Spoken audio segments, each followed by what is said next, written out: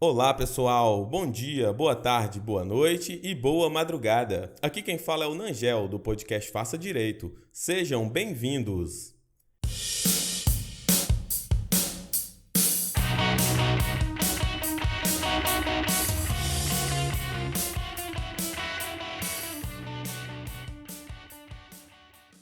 Gente, hoje o nosso episódio é especial demais, porque hoje nós teremos a participação de uma convidada muito ilustre, a professora Ana Cristina Mendonça. Seja bem-vinda, professora. Bem-vinda, eu que agradeço, Nangel, a presença aqui no seu Faça Direito. Gente, essa é realmente uma plataforma fantástica, com podcast que vocês devem sempre acompanhar. O Nangel, para meu orgulho, foi meu aluno, não é? Sim. Meu de Giovanni Moraes, na segunda fase da UAB. E, gente, olha só, a gente está aqui para falar de uma série de temas extremamente interessantes. O Nangel vai colocar aí, eu estou muito feliz de estar com vocês. Bacana, professora. Gente, olha só. Professora Ana Cristina é advogada, especializada em direito criminal, professora de direito processual penal e prática forense penal na Universidade Cândido Mendes, no Rio de Janeiro. A professora é palestrante, autora de obras jurídicas e, olha só, já conta com mais de 40 mil horas de aula dedicadas à preparação de candidatos a diversas carreiras públicas, especialmente as carreiras jurídicas.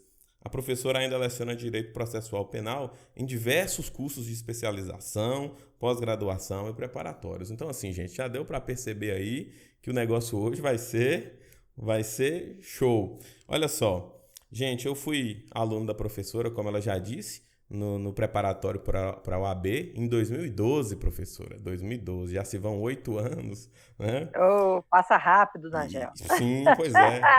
E aí eu fiz um contato com a professora via direct no Instagram. E aí a professora, gentilmente, né, sabia que ela iria responder, porque ela sempre demonstrou muito apego assim com os alunos, mesmo ex-alunos. E aí ela respondeu gentilmente e está aqui participando com a gente. Mas, né, nós vamos já direto ao ponto. Já vamos direto aqui falar sobre o nosso tão querido e amado processo penal, não é?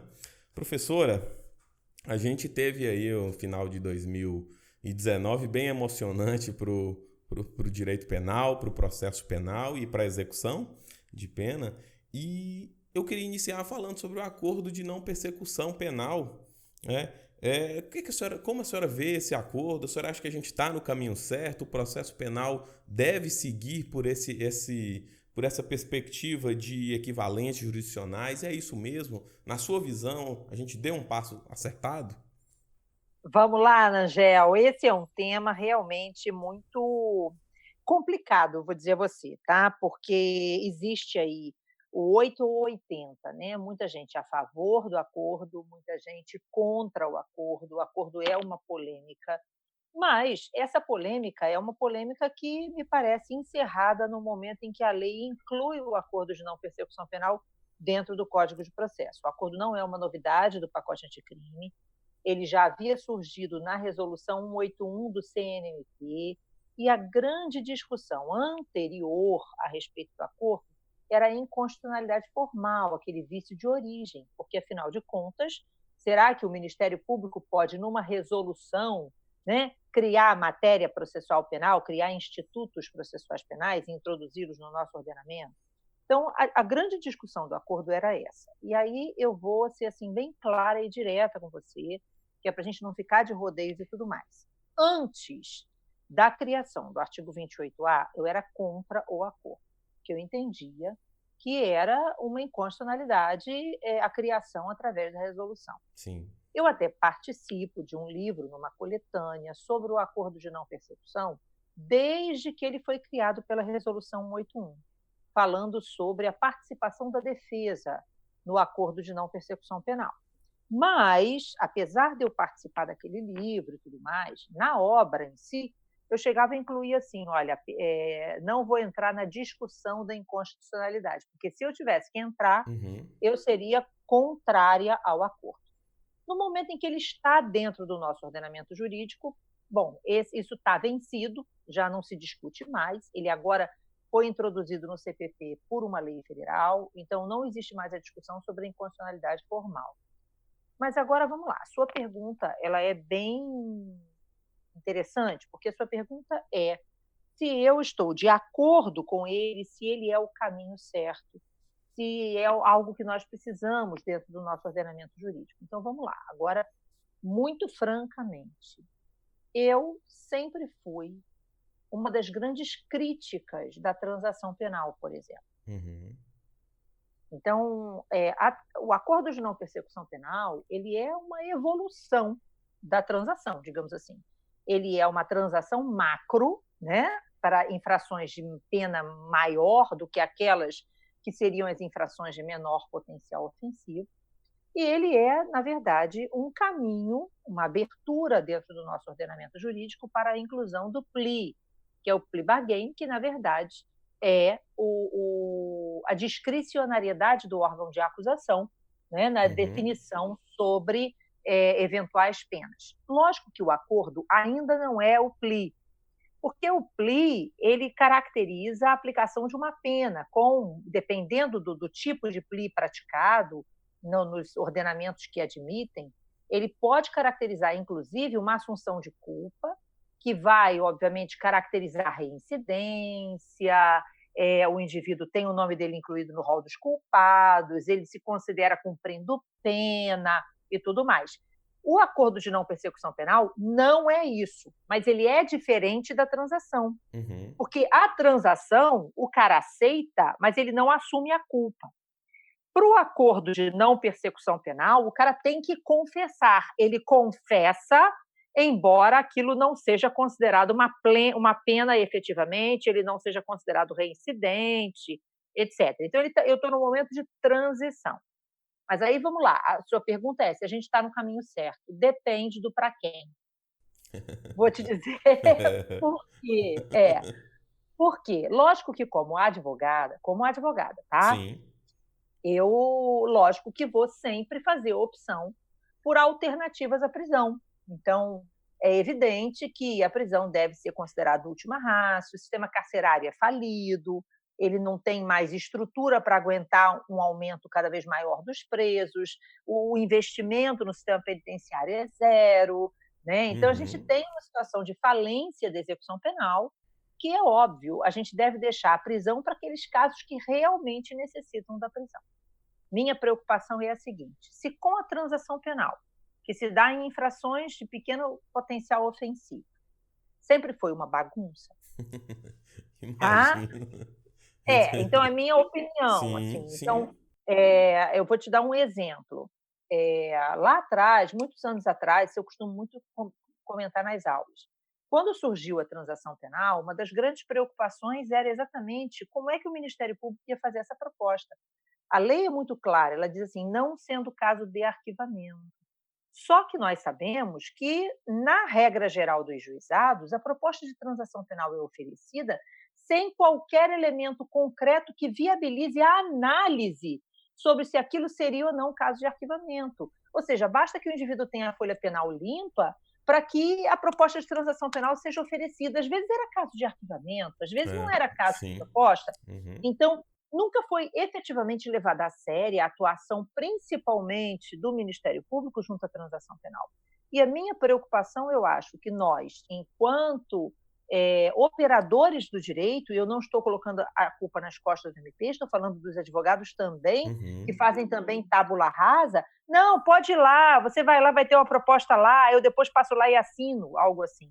Então, como ninguém leva a sério, eu acho que a nossa sociedade ela não está pronta para o direito penal consensual, entendeu? Para absorver o Para as direito penal. barganhas como um todo. Entendi. Então, eu acho isso. Acho que nós não estamos preparados, porque não é levado. A coisa deveria.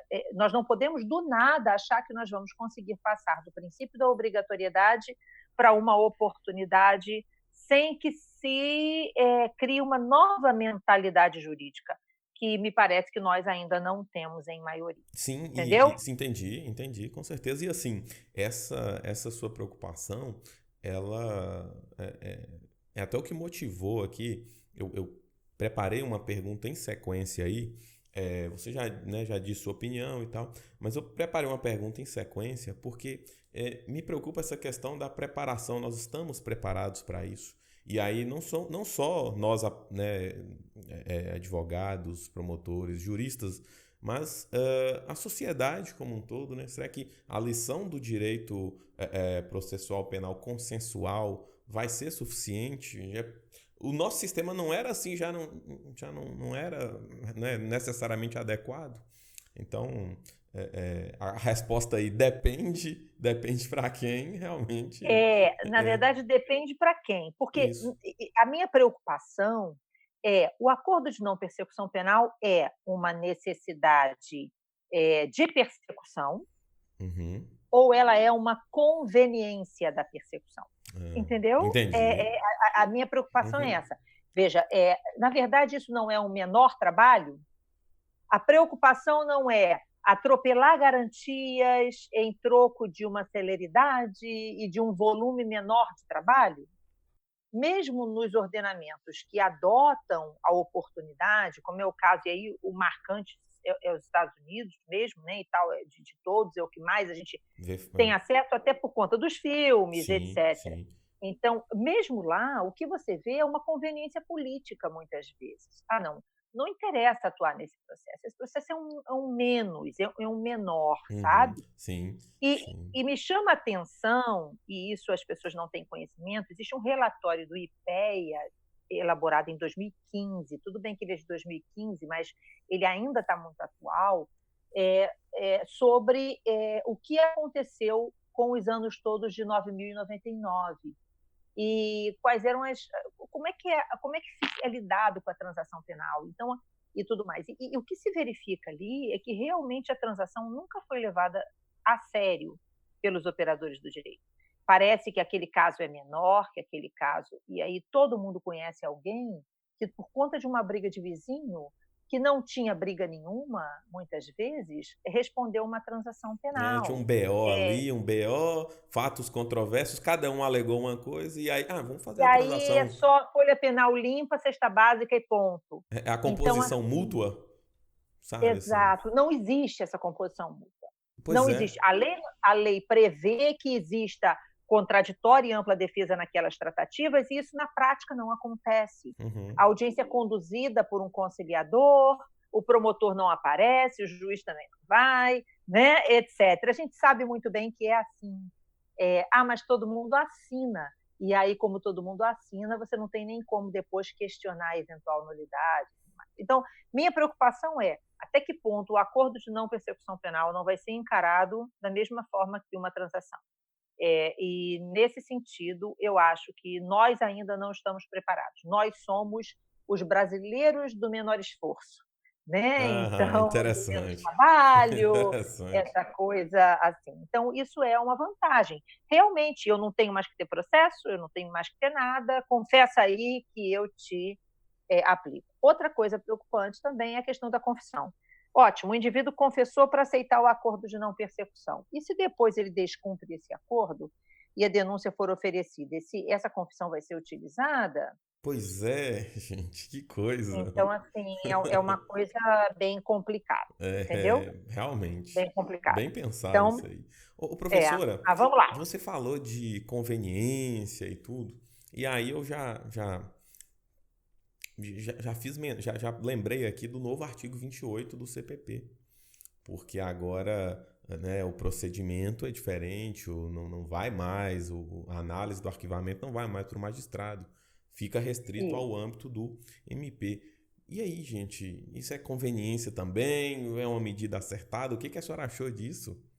vamos lá. Então, em relação à mudança do artigo 28, eu acho que era uma necessidade já há muitos anos. Já haviam várias correntes sustentando uma necessidade de modificação do artigo 28 para adequar o artigo 28 ao sistema acusatório. Uhum. Acho que para o Ministério Público isso foi muito bom, embora esteja o artigo 28 suspenso neste momento por uma ação direta de inconstitucionalidade proposta pelo próprio Ministério Público. Sensacional. Então, é uma coisa estranha. É um artigo que fortalece a instituição, mas a instituição se insurge contra ele. Uma coisa meio esquisita, não dá para entender, mas eu também entendo que a dificuldade operacional do artigo 28 não é tão simples, né? Porque, mas eu não entendo que houvesse necessidade de uma ação direta de inconstitucionalidade. Acho, sim, que haveria necessidade de retardar a aplicação para que os MPs estaduais, em especial os MPs estaduais, pudessem se estruturar, organizar através das suas, agora sim, das suas resoluções internas, definindo quem passa a ser o órgão superior a reanalisar o arquivamento do inquérito. Acho que tem algumas preocupações no artigo 28. A retirada do juiz do artigo 28, eu acho fundamental. Acho que os juízes se autoprovocavam. Acho que os juízes, quando discordavam do promotor de justiça e remetiam para o procurador-geral para oferecer denúncia, eles estão buscando a reforma do opinamento do MP, da opinião do MP, quando, na verdade, ele não tem interesse nessa reforma e não pode ter interesse. Interessante. E aí eu costumava brincar, peraí, olha só, que absurdo, né? Porque o juiz remete ao procurador-geral, se o procurador-geral vem e oferece a denúncia, oferece ao próprio juiz. Então, o juiz se autoprovocou. Isso era uma flagrante violação do sistema acusatório. E se nós estamos num sistema acusatório, o juiz tem que ser retirado do 28. Indiscutivelmente, eu acho que a medida é certa. O que me preocupa? O que me preocupa na nova redação do artigo 28 é um excesso de reanálises. Porque, vamos ser sinceros, lá está escrito, é como se eu tivesse um duplo grau obrigatório dentro do MP. O promotor analisa se é caso de arquivamento, se ele entender que é caso de arquivamento, ele promove o arquivamento e submete à instância superior para homologação. Essa instância superior vai reanalisar ou ela vai só homologar? Porque, de fato, você sabe que não vai ter estrutura, porque 90% dos inquéritos policiais são arquivados. Então, a nossa polícia, a gente sabe, os nossos órgãos de persecução são muito falhos, principalmente por conta de uma falhabilidade da perícia. Não há incentivo do governo para que a persecução penal seja efetiva. E o governo, estou dizendo, em todas as instâncias. Então, o que você tem aí é uma polícia enfraquecida, uma polícia que não tem uma perícia forte o suficiente. Você não está no estrangeiro, você está no Brasil. Uma perícia que não tem nem, muitas vezes, o material, não estou falando de todos os estados, não estou falando de todas, da federal, enfim, não, mas muitas vezes, até para fazer identificação datiloscópica aqui, para fazer apuração de digital, a perícia não funciona, que dirá DNA, etc. e tal. Então, assim, é uma perícia muito falha e os inquéritos acabam sendo arquivados, na grande maioria, por autoria ignorada. E aí, você vai ter o quê? Todos esses inquéritos vão para a instância superior do MP para reanálise? Não vai reanalisar, vai só homologar. Vai botar uma carimbada. É só assim, ó, carimba, promotor resolveu. E aí vem a questão. A lei, o artigo 28, estabelece que a vítima pode provocar a instância superior. Daqui surge uma dúvida. Peraí, são duas análises pela mesma instância? Porque, tecnicamente, o promotor diz, caso de arquivamento, submete à instância superior que chancela, né? Certo. Aí a vítima provoca essa mesma instância superior que já chancelou para reanalisar. Outra coisa, vítimas são insatisfeitas por natureza, principalmente quando são crimes violentos. Tudo bem que tem muita vítima que não está nem aí, que não acompanha nada, mas tem muita vítima, principalmente que em crimes existem, né? emocionais, as que aparecem, que criam uma bala emocional. Sim. Essa vítima, ela vai querer reanálise de tudo, é isso, não é? Quando, na verdade, nem sempre era caso de reanálise. Então, eu acho que essa ideia da vítima poder provocar, eu não sei se é uma alternativa das mais, assim, digo assim, em termos de operacionais, se isso não vai atrapalhar o andamento de outros casos que precisam ser apurados e aquilo fica efetivamente sendo postergado por uma vítima que, óbvio, por natureza, é um ser humano e merece atenção, merece tudo isso, mas como é que você vai viabilizar essa estrutura, entendeu? Aham, Isso entendi. preocupa. Mas eu acho que a retirada do juiz era imprescindível, Perfeito. tá? E assim, a retirada do juiz para garantir imparcialidade, e aí a gente já puxa um outro assunto, que é o seguinte: o Código de Processo Penal agora fala que a gente tem um sistema acusatório. Isso.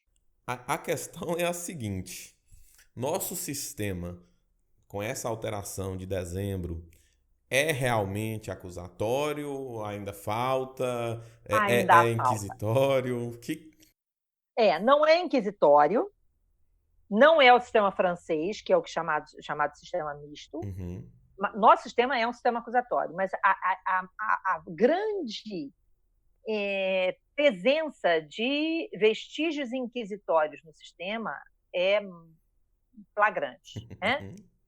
E aí, vamos dar um exemplo, a gente não precisa de muita coisa, sabe?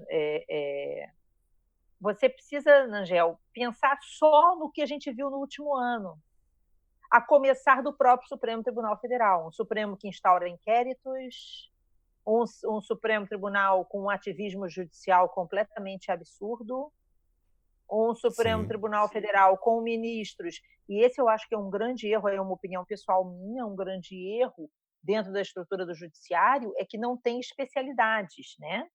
Então, você tem os juízes, eles não têm uma opção de escolha de onde eles irão atuar, salvo depois de já adiantados, né? Mas mesmo assim, no Supremo, vamos pegar o próprio Supremo Tribunal Federal. Então, você tem ministros que atuam em áreas completamente diferentes e, de repente, têm que julgar casos processuais penais que, por mais que tenham assessores, veja, não é a mesma coisa. Não Você não quer é. que um assessor julgue, você quer saber a opinião do ministro. Exato. Só que o ideal seria que fossem ministros especializados. Então, não adianta você pegar, e aí eu vou citar alguns exemplos do Fux, por exemplo, que é um processualista civil, sempre trabalhou com processo civil. Uhum. O Fachin, que é civil e tudo mais, e de repente você coloca eles para atuarem na área penal e processual penal. E é muito difícil, porque você tem todo um histórico que vai todo jogado por terra, né, em termos julgados de interpretação daquilo e tudo mais. Então, isso acontece no judiciário de ponta a ponta, né? Desde a primeira instância até os tribunais superiores. Mas fato é que eu acho assim, o nosso sistema é um sistema acusatório no papel, mas no papel hoje é no 3A, mas você continua com todos aqueles vestígios inquisitivos ou inquisitórios, Juiz produzindo bem marcados, prova. bem marcados, né? Sim, sim. Um exemplo claro aí foi a declaração, não ainda a declaração de constitucionalidade, mas a suspensão do artigo 157, parágrafo 5º, aí, criado pelo pacote. Porque, fala sério, é lógico que o juiz que tomou contato aí, teve conhecimento da prova ilícita, ainda que ele não utilize a prova ilícita na formação do seu É. convencimento do papel, ele formou o convencimento dele antes. Esse é um exemplo claro de situação que deveria, para preservar um sistema acusatório, permanecer. Sim. A outra coisa é o juiz que colhe a prova, o juiz que acha que é órgão de acusação. Então, existe uma dificuldade muito grande das pessoas em se colocarem em situações dentro dos limites do seu cargo, né? É o Aham. Ministério Público que quer julgar, é o juiz que quer acusar, enfim. Então, eu acho que o nosso sistema tem muitos vestígios. Nós precisamos não de um recorte do código, um copia e cola ou um recorta aqui, emenda. A gente precisa de um código novo, É um isso. código coeso, e dentro de uma figura acusatória única. Mas isso ainda está, me parece, um pouquinho longe de acontecer diante de todas as discussões, Sim. né? Quando a senhora falou de especialidade, né, o serviço público como um todo não valoriza a É, especialidade. É, não. eu me lembro ainda na faculdade de um professor que falava assim, gente, compara uma sentença de um juiz do trabalho com uma sentença de um juiz ordinário, um juiz da justiça comum, por exemplo. É Isso. gritante a diferença, porque um é especializado. Porque existe uma justiça Sim, especializada. sim. E aí, ao invés de se especializar cada vez mais, que é o que deveria acontecer, o que se pensa é o contrário: vamos acabar com a justiça do trabalho, Vamos vamos acabar com a generalizar. justiça militar, vamos acabar. entendeu? Assim, é surreal, É, realmente. Prof, tá? é o seguinte, nosso momento doutrinário agora, eu queria que a senhora falasse para a gente aí sobre a cadeia de custódia. É, Vamos claro lá. que a gente, né, ouve, lê sobre isso, lê alguns artigos e tudo, mas vamos ouvir agora de um especialista sobre essa cadeia de custódia. Na verdade, a cadeia de custódia já era algo totalmente previsto e cobrado, inclusive, nos concursos, sabe, Angel? Uhum, Mas cobrado, por incrível que pareça, não nas provas de processo penal em si. Era muito cobrado nas provas relacionadas à perícia, aham, sabe? sei. Então, assim, o próprio perito, né? É, Delegado, não, mesmo delegado não caía, por nossa, incrível que pareça, não caía. incrível. Então, você encontrava, basicamente, as alterações do Código sobre a cadeia de custódia trouxeram para dentro do Código regulamentações que já eram adotadas na especialidade de perícia criminal, né? Sim. Então, já existia isso em resoluções, já existia isso em normativas, mas não estava na lei processual penal. E era fundamental, porque, afinal Uhum, de contas, nós sabemos que, novamente, não existe um investimento em perícia e uma seriedade dos governantes em relação à perícia, mas a perícia é o que efetivamente define uma causa. Então, por mais de todas as provas, e aí a gente tem por hábito falar, a prova testemunhal, a maioria que faz faculdade de Direito, que está nos ouvindo e tal, já ouviu provavelmente isso. A prova testemunhal é a prostituta das provas, né? aham, Essa é uma frase muito comum dentro do aspecto probatório no processo penal, e isso se dá por quê? Porque, na verdade, a prova toda no processo penal era lastreada na prova Não testemunhal. tinha outro jeito. E é a prova de todas elas a mais falível, Uhum, né? Porque reconhecimento de pessoa, abalo emocional, psicológico, etc. Você tem inúmeras variáveis, né, ou variantes uhum, na prova testemunhal que podem induzir a erro. sim. E a prova pericial é, dentre todas as provas, a prova de maior segurança. Embora ela não vincule o juiz, a perícia não vincula o juiz, mas, de qualquer forma, é a prova mais segura. E nós não tínhamos uma seriedade no tratamento dos vestígios. Então, a finalidade da cadeia de custódia é uma seriedade no tratamento dos vestígios do crime, para que não haja contaminação da perícia, para que não haja deturpação da perícia, para que você tenha realmente uma forma e um tratamento mais seguro em relação àquilo que é periciado e aquilo que vai, obviamente, caracterizar prova nos autos. Então, era muito importante essa criação da cadeia de custódia em lei processual penal, e o que se fez foi isso, foi trazer de dentro das regulamentações periciais para dentro do código aspectos importantes sobre a preservação dos vestígios para viabilizar uma perícia cada vez mais segura, Aham. né? E que viabilize, evidentemente, um avanço da persecução. Então, me parece que essa foi uma das grandes alterações do pacote anticrime, Perfeito, entendeu? perfeito, entendi sim. Tá? Prof, e aí pra gente ir concluindo aqui o nosso bate-papo, eu sempre deixo esse espaço ao final para o convidado falar um pouco sobre seus projetos atuais, projetos futuros, né? E o que a senhora tem aí em mente para continuar, né, o ensino aí do processo penal. Vamos lá. Primeira coisa, eu tenho, Angel, um curso sobre o pacote anticrime, Ah, tá? É um curso específico e bem aprofundado até sobre o pacote anticrime. excelente. Chama-se Pacote Anticrime Ponto a Ponto.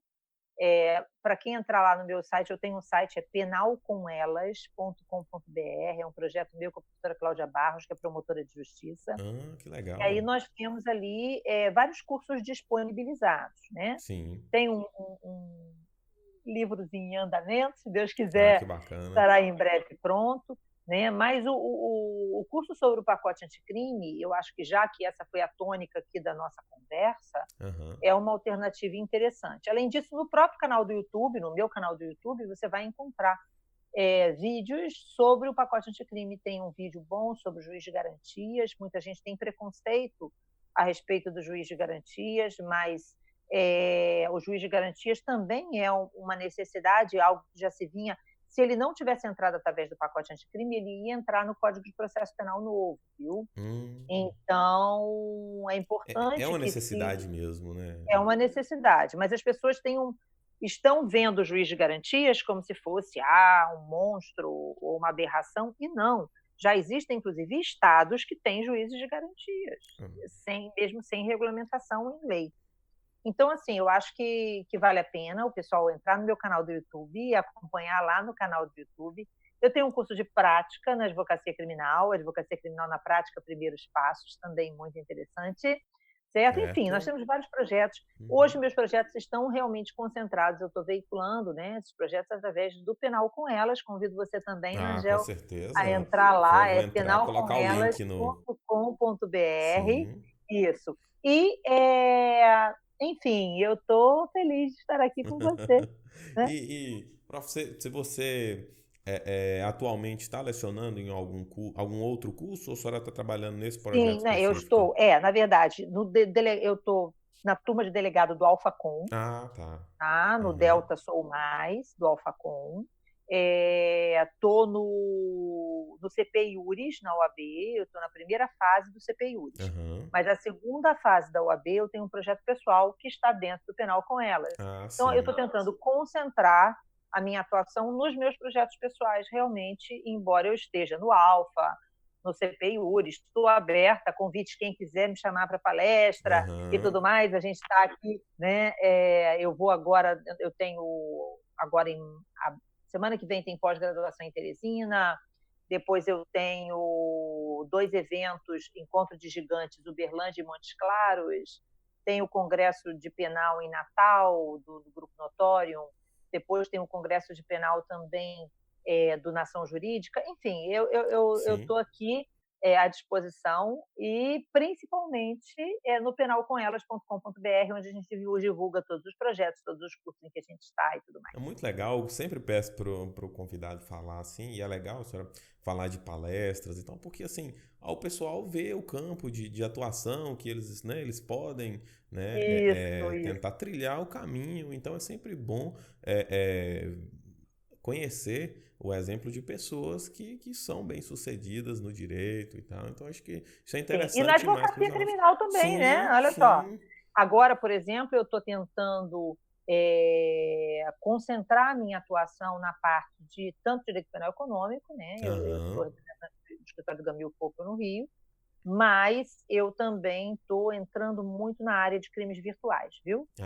Que eu acho que hoje é uma necessidade realmente cada vez maior a questão de crimes virtuais, principalmente ajudando, apoiando vítimas de divulgação de cenas de sexo. Eu vi uma postagem no seu Instagram sobre nudes e tal. Isso. A preocupação, as pessoas hoje têm. É uma cultura hoje na nossa sociedade fazer isso, né? E você acaba que se torna vulnerável frente a hackers, a utilização de internet livre, né, aberta e tal, Wi-Fi aberto. Então, você tem aqui um campo realmente que está precisando de um apoio e a gente está tentando enveredar por essa área. Bacana demais. Tá? Excelente iniciativa, bem empreendedora, não é? Vamos que vamos. Bacana. Prof, ajudar quem precisa. Só quero agradecer mesmo, dizer que foi uma honra, um prazer, agradecer muito. Legal, já disse, né, fora do ar que eu disse para a senhora que acho muito legal quando a gente fala que é ex-aluno e o professor logo já se interessa por falar com a gente. Então, assim, muito obrigado mesmo, é uma honra, um prazer e foi muito legal. O bate-papo foi bem legal, orgulho, bem Angel, estar aqui com você. O prazer foi meu. Muito obrigado, viu, prof? Beijo, meu querido. Um beijo a todos que nos escutam. Beijo, tchau, obrigado. Tchau. Então, pessoal, esse foi o nosso episódio de hoje. Espero que vocês tenham gostado. Um abraço.